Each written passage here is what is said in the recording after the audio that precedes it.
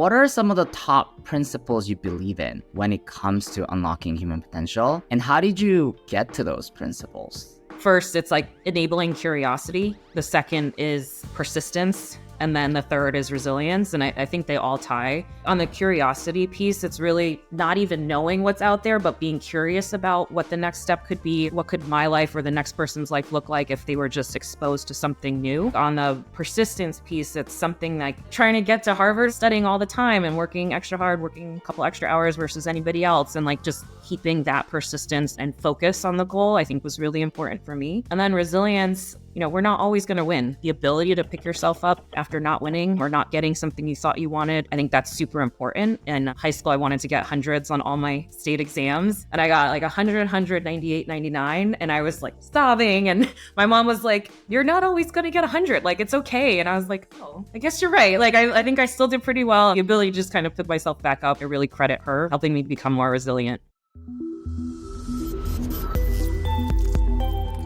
Flo, it's so good to have you here. I'm really glad my friend Amrita introduced us. It was really incredible to hear your journey in our personal call and how you think about talent. So I'm really excited to have a conversation with you today. Likewise. Good to see you, Vince. Awesome. Well, I like to dive straight in. And I think in this case, because your experience and personal background really fuels what you do, I would love to maybe start a little bit with your personal side of things. Could you first start by sharing what motivates you to care so deeply about unlocking human potential and how that relates to your work today? Yeah, absolutely. I just feel super fortunate to have had a ton of mentors just along the way and even to this day. I grew up in Newburgh, New York, which is a very small town north of New York City, raised by a single mom who was amazing. And so much of my journey has been being exposed to things from mentors or just people who I looked up to. When I think back to growing up as a little girl in Newburgh, I'm like, oh, I didn't even know life could be like this. I didn't know about what it might be like to go to an Ivy League college or to work in some of the places I've gotten to work. What really fuels me is this idea that if you can help somebody else see what else is out there and show them what's available and maybe even lend a hand in helping them get there, I think that's what really motivates me to this day. That really resonates, especially for me as an immigrant coming to Canada from South Korea. And definitely if it weren't for the school system that I got to experience in Canada, which honestly of the public school system was incredible where I was, to the schools I got to go to, places I got to work, and the incredible mentors I had, who's made a big difference. So I love that. And maybe can you cover a little bit like what you currently do so people have context?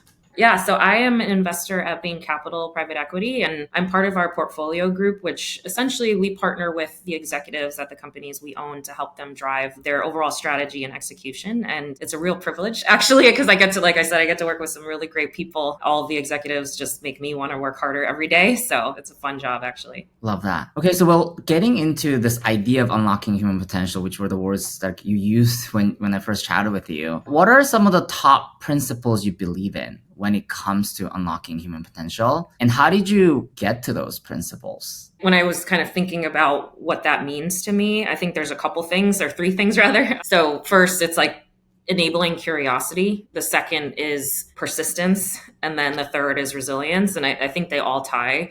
On the curiosity piece, it's really kind of what I was talking about of like not even knowing what's out there, but being curious about what the next step could be or what could my life or the next person's life look like if they were just exposed to something new. I think on the persistence piece, it's something like trying to get to Harvard was really hard for like, it just meant, studying all the time and working extra hard, working, a couple extra hours versus anybody else. And like just keeping that persistence and focus on the goal, I think was really important for me and continues to be. And then resilience, that is something that, we're not always going to win. There's always going to be a chance that they're not going to win. And the ability to pick yourself up after not winning or not getting something you thought you wanted, I think that's super important. And I think back to what my mom told me. I remember in high school, I wanted to get hundreds on all my state exams.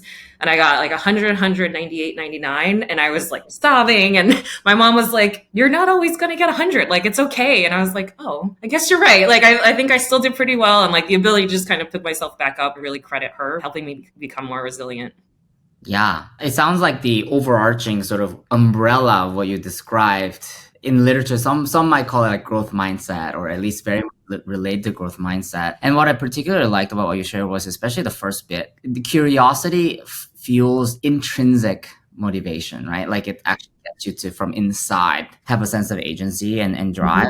And I really love that. Now, of course, as an investor in your role, you not only think about developing people individually on your teams and so on, but you have to think about it on an organizational level, right? So I'm curious, I mean, you've worked with a lot of different organizations and had a lens to this through McKinsey and then through Ipsy and then Bain Capital. How do your principles of unlocking human potential translate to an organizational context? Yeah, I mean, I think at the individual level, it's just you just scale it to maybe a smaller team and then to a larger organization. When I think about high performing organizations, giving folks the space to almost like the feeling of safety that I can think to I can use my own brain, I can come up with my ideas, and it's okay if they're not the best ideas. I have the safe space to be able to at least share them. I don't think any organization can win if it's just one person making all the decisions and deciding everything. Giving people the power and freedom to say, you can make these decisions, but I think you still need like an overall process and structure as the backbone, as well as an overarching goal that's simple, easy for people to remember and repeat, so that everybody's kind of always moving in the same direction. I think about my time at Ipsy, even where I was leading a customer care team, and our goal was to create the best possible experience for our Ipsters, which is what we called our customers. When you always just have that mindset of like, am I making this better for my Ipster? It just makes your decision making so much easier, whether you're an hourly employee answering an email from a customer or a senior executive kind of thinking through the strategy. I think having that one goal that everyone can rally around is super important. Yeah, I can't overemphasize the idea of a simple, like simplicity. There's so many examples working in consulting or just like seeing organizations that create these crazy scorecards, right? And they're like, okay, this has 20 different elements over 5 different like categories. And that's actually one of the smaller ones I've seen. I've seen ones that are like 100.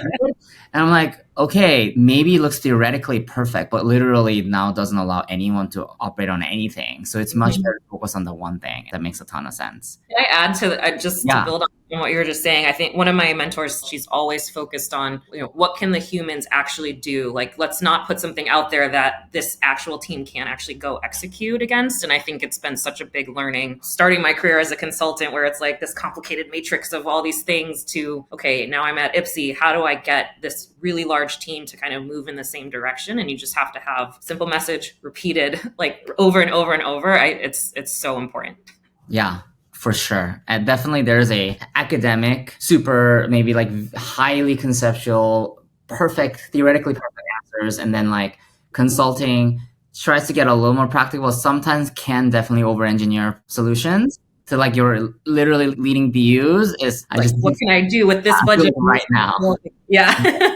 I know you've also, led teams that are quite distributed across different parts of the world. And that presents even more challenges around developing people, letting them feel a sense of belonging and so on. So I'm curious if you could share any insights that you've gathered around people development that came from being such a distributed environment. Yeah, I was blessed to work with an amazing group of people when I was at Ipsy. So I was leading a team that, I want to say at its peak was probably 500 people in the Philippines, in Argentina, and then in 4 different states in the United States, and working at all levels from directors down to frontline agents answering emails with our customers every day. The biggest thing that I found that worked for my team at the time was really having this common culture or common almost like rituals that we could all get excited about. And didn't matter if you were sitting in this time zone in the Philippines versus, PST in California. Like there were certain things we always did as a team that everyone could look forward to. That was one of the big things. I remember, we used to have a stand-up call every Thursday, and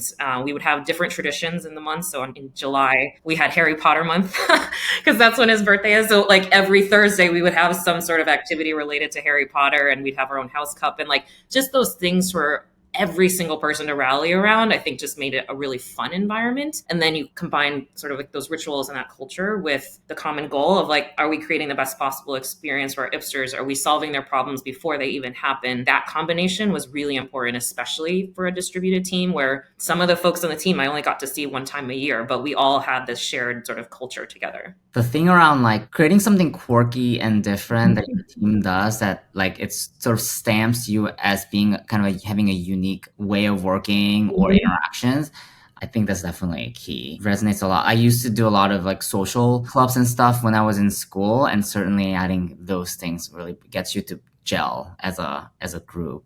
I was just going to add, just because I think it's different, obviously, at every organization. Like the quirky things we do at Bain Capital are going to be a little bit different than the quirky things that like an Ipsy, which is a beauty company. But I do agree 100%. It's like just something that makes you feel part of something bigger or part of that team. It just makes work more fun, but also it just helps people be more themselves, I think, which is really important too. As you were working with people from a lot of cultures and areas of the world, did you notice anything as universal around unlocking potential talent and things that were very culture specific? I would say the things that were universal, I think, were probably less about, what country or what your background was. I felt the culture at Ipsy was really strong, and that was sort of the thing that held us all together. So one of our cultural values was we have fun together. Like that's like one of the things that we tried to do as a company. And then you could see that, we would find ways to do that in different ways, no matter where we were on the team. So I remember in the Philippines, if they had a great month, we would do like a pizza party because they all sat together and they could actually enjoy some time, socially in that way. I would say the other piece was another one of our overarching themes at Ipsy was just like, we take ownership. And I think that was one of the things too. That looks differently depending on your role, depending on where you are. But we take ownership, I think, was one of the most common things I saw in everybody we hired on the team, where they felt true responsibility for delivering an amazing customer experience, no matter the role. So I think it was less the different cultures. It was more like, how are we all responding to knowing like what our main goal is and how do we serve our Ipsters the best? So cross-cultural, like universal human trait around when you have a meaningful like purpose or objective you're going after and you're working with as a team, then like you can rally around it. Yep. But also, I think I've seen that usually customer-centric goals tend to rally people much more than things that feel much more like internal or sort of corporate, right? The ability for you to say this is really in service of customers, which then also like makes me think about how humans just really actually in their core love being helpful. Yes. And so I think that's why serving customers is such a strong motivator. Absolutely. In the role I had of customer care, everybody would always go the extra mile for each other, but also for our Ipsters, and just find moments where they could delight our customer. But I have seen that. I've been, when I think about my career and the companies that have done the best, they always have the customer as their North Star. And that is, to your point, it's like everybody can rally around doing whatever we can for the customer. That's where I've seen a lot of success with different leaders. For sure. How do these lessons that you've learned in these environments now translate where you're mostly advising C-suite executives on leading their organizations in your current position? Yeah, the biggest thing that I try to bring to the executives I work with, or when I was a manager, the same thing I tried to bring as a manager was really around like, I would love for the folks that I work with to be better professionals or better at something they've been working on after working with me. One of the executives I work with, we're just friends now, but he was leading pricing at one of our portfolio companies. And a lot of it was the conversations every week around, okay, how do I work the chessboard? Like, how do I influence this person so that I can start to move my goals forward? And it was great that we could just kind of bat ideas around and say, okay, have you tried this? Have you tried starting with the data? Oh no, this person doesn't like data. They want to see like the story around it and what this means for the business. So I think just really understanding where they're having trouble and helping them and coaching them in that way, I think is one of the things I did as a manager, but also today. And I think too, it's helpful in my role where I'm in the companies, but I'm also outside of the company. So I can sometimes see things with a bit more perspective than some of the executives who are in it kind of every single day, creating a very comfortable relationship where you can share and give feedback and hear different sides of the story, I think has been one of the keys to success too, in working with the folks that I get to work with. Yeah, be a fair, caring, like thought partner and be a sounding board sort of for them. Now, just looking at your role now as an investor, I'm curious, like what are the most salient people-related problems that you see in companies? And what do you help executives frequently on? I would say the number one piece, and it sounds so cliche, is just making sure you have the right people in the right roles. I can give you an example from Ipsy and then kind of relate it back to what we're doing today. But I remember I had a direct report at Ipsy who was leading our analytics for customer care. There's like always tons of data with customer care. You can do more data than you could probably ever use. And she did a good job, but then she kind of reached out to me one day and said, hey, I'd love to do this training. Can I do that? I was like, sure, that sounds great. And then it became very clear that she just had this knack for training and learning and development. And we opened up a role that was like solely dedicated for learning and development, and she took on that role, and it was amazing to see how she blossomed. Like, she was coming up with ideas, she was thinking 10 steps ahead, she was like thinking about, oh, how does this person learn versus that, in a way that when she was in her analytics role, she just wasn't as interested. Like, it just was like a job versus like a calling. And so when I think back to that, she found the thing that she loved to do, and I could just see so much more of her potential than I did before. And so when I think about our teams in our companies, it's really, we're asking the companies to do things faster, more difficult, like things they've never had to do before. And it's really finding the right folks who are willing to take on that challenge and stretch in ways that they've never had to do before. Also being there to support them along the way, because we very much acknowledge like this, like being a private equity portfolio company is not easy. And that's why folks like me are there to support.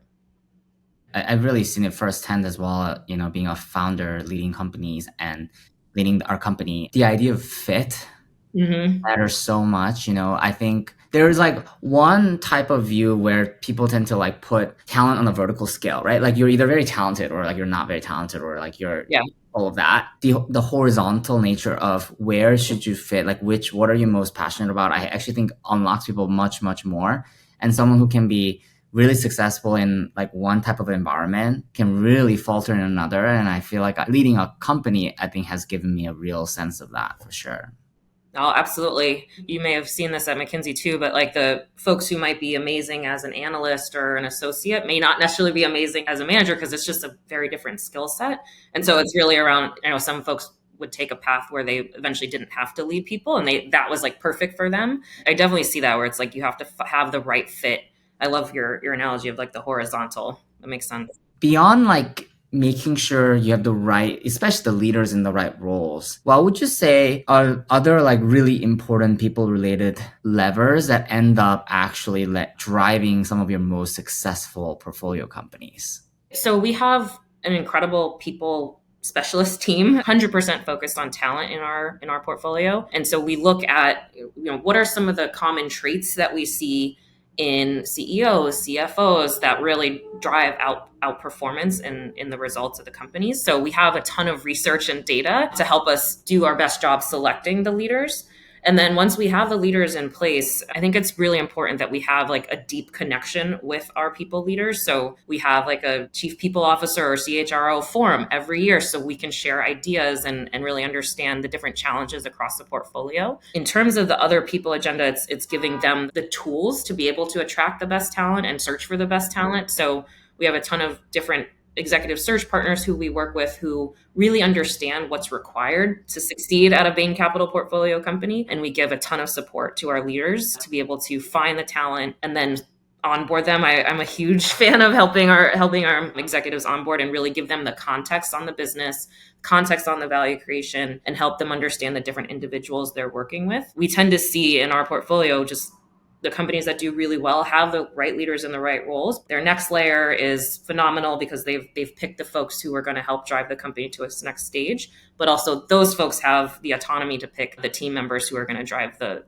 real work day to day. How much do your portfolio companies think about talent acquisition versus talent development as the lever for getting your workforce into the right place? They're both equally important. I think the first step is making sure you have, that top band of leaders who have a passion and ability to develop talent and bring in talent. Like I've seen a couple examples where, an executive will come into one of our portfolio companies and then he or she will bring in several folks who worked in prior lifetimes with them. And to me, that's always a huge sign of like, okay, this leader can attract good talent, or great talent rather. In terms of the development piece, we have, I want to say in most of our organizations, we have, heads of learning and development, and we work with them to think through, okay, how do you think about your high potential performers and what kind of programs can we offer them? Here's what we see in companies that are similar to yours and have like really free flowing sharing of ideas. I think you can't have one without the other, but first you have to attract the right talent with a passion for developing their teams and trust that they will do that, but then also give them tools and help on actually executing. What's refreshing is I've talked to a number of different PE firms as well as portfolio companies of different PE firms. And I feel like there is actually quite wide-ranging philosophy around people and talent development. There are ones that really see it as an important strategic lever and help the portfolio companies to make the right investment. There are also ones that say like that's a fluffy thing, like let's not invest in it. Let's like be operationally efficient. Let's be super lean, and they have a different philosophy, right? How does Bain Capital justify the value of people and talent development and actually like guide the portfolio companies to like make the right level of investment? Yeah. I mean, I don't know if I could speak for Bain Capital, but I can speak for my experience within that. I would say we're probably on the like extreme end of people is like probably one of the most important things that determines how, aside from any sort of macro black swan events, like it's the thing that really drives the portfolio company performance. What I've seen is that when we invest in having the right people and supporting them appropriately, they have the autonomy to then go run their companies in really phenomenal ways. I'll speak for the philosophy that I've seen. I can't speak for the company, but I would say overall operating performance that's what our business is about, and driving performance over time. But we partner with our companies for the long term. We're not trying to be in and out in, a year. We're trying to develop alongside the management teams better companies that are bigger and more profitable than they were before. And to do that, you need the right people. Like, we don't want to be the ones running our companies. We want to hire amazing people to run the companies and grow them. They'll do a better job than any of us ever would. So we're probably more on the extreme end of we have to have the right talent. It's not fluffy, it's real, because that's what truly is driving the performance. What would you say are some of the main talent development kind of practices, initiatives that you see your portfolio companies do, or you actually support them in putting them in place? Like, what would you think are like the most important ones? So, I mean, it starts with talent acquisition. So having the right search partners, or even just the right process on how you kind of think about bringing in talent. So some of the things like even I've brought from like my McKinsey days are, okay, let's all meet together before we go and hire somebody and say, what are the goals for this role? Like, what are must-haves versus not? Who's interviewing for what topics? Like, just bringing that level of organization. I think I've done that in a couple instances, and that really helps just get everybody focused. Because recruiting, it's like, oh, okay, I'm in the middle of a bunch of meetings. Oh, I have to pick up the phone and call this person and interview them. Like, how do we make sure we do that in an excellent way every time and make really good hires right off the bat? So it starts there. And then in terms of development, like I said, I'm a huge believer in a real onboarding plan. I remember when I came into Ipsy, it was my first time being a manager. It was my first time doing customer care, really. Like, I had done some customer experience at McKinsey, but at Ipsy, it was like, okay, I'm going to be leading this team. The team put together this incredible onboarding plan that included like, you act as a customer service agent for 3 days and learn what that job's like. And then here are the people you need to meet with. And like, here's some of the topics they're going to want to bring up. And here's the context. And it just felt I was starting off in a so much better place. And so I've always wanted to bring that to any of the executives we bring on. I've done this now probably like 25 times, but like I have sort of this overall onboarding plan that I work through with the hiring manager and say, okay, what does this person need to know? What are the documents that will help them most get up to speed? What conversations do they need to have that are most relevant? And how do we set them up really well? So I think that's like the start of real development, is just making sure they feel comfortable. This might be the biggest job they've ever had. How do we make sure they feel great coming in and that they're supported and have all the resources that they need? And then from there, it's partnering with the CHRO or the head of talent and development to understand, there's going to be different needs in the organization. For your high potentials, they're looking for mentorship. They're looking for stretch opportunities. Like, how do we work with their managers to create that space? For the folks who are potentially underperforming, like, how do we help them think through the plan? How do we give them the support and a plan to help them do better, or find a different role that actually fits their needs better? So I would say it really starts at development starts with the recruiting, but then supporting folks along their journey and knowing that each different people have very different needs. Yeah. How much is developing like the middle manager layer important? Huge. It's hugely important when you think about leadership overall. Like, the top leaders have to have that aligned vision, that agenda that they can set. But the real work is at the middle manager layer, where it's like, okay, are they getting the messages from the top that matter? Are they focused on the things that ladder up to the most important things for the business? And how are they communicating that to their teams? Because their teams are the ones who are taking the orders, who are out with the customers, who are dealing with the firefighting every day. And so the most crucial, honestly, layer, like I think it's when it's not going well at that layer, you really see it. But I think their ability to deliver the messages, but then also coach and develop their teams is really one of the secrets to success for any of the high performing organizations I've been part of. Yeah. I think one of the things that I see a lot of organizations struggle with at that layer is the scale of it. You can provide one-on-one coaching to the senior leadership. You can bring them together and like really do meaningful work to align them. How are you seeing your portfolio companies actually drive the right level of alignment, development, conversations at that middle layer?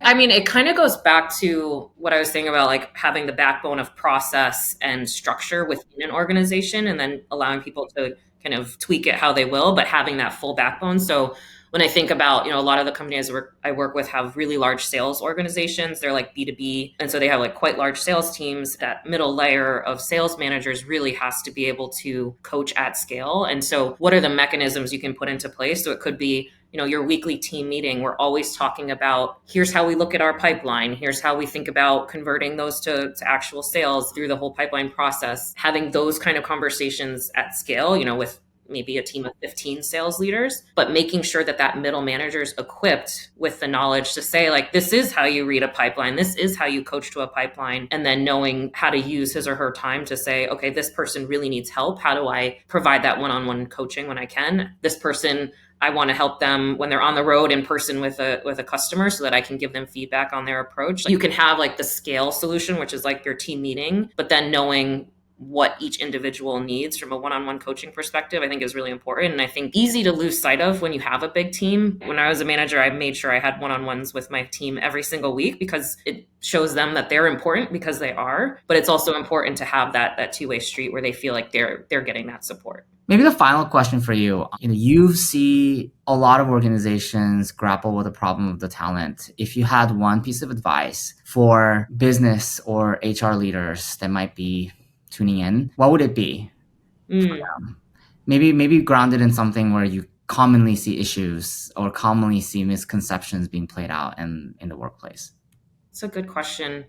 Hopefully not, my answer is not too tactical, but what I've seen in the companies I'm in, but also in my own experience, like listening to your team. So obviously in your day-to-day conversations, but having a formal mechanism like an engagement survey or a pulse survey, I've seen real change happen when companies have a regular cadence of listening to their teams at scale, a measurable way so that they can say, are we getting better on these things? And a way to hold themselves accountable. So it's probably pretty tactical, but I do really believe in the power of an engagement survey or just some sort of formal mechanism to make sure that you are listening to your front line and understanding the challenges they're seeing. I remember, at Ipsy, we used Culture Amp. That was our tool. And it was like the same questions every time. And you could see like, okay, here are the themes I'm hearing from my team that they may not be, willing to say in a non-anonymous forum.